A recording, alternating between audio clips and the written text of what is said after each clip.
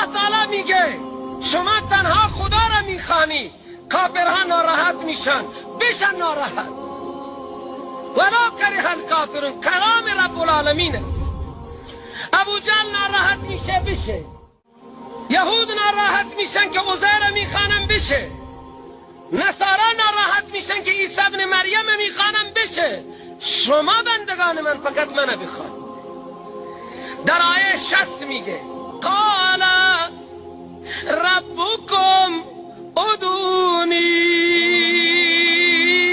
استجب لکم. شما منو بخوانی، من خودم جواب میدم.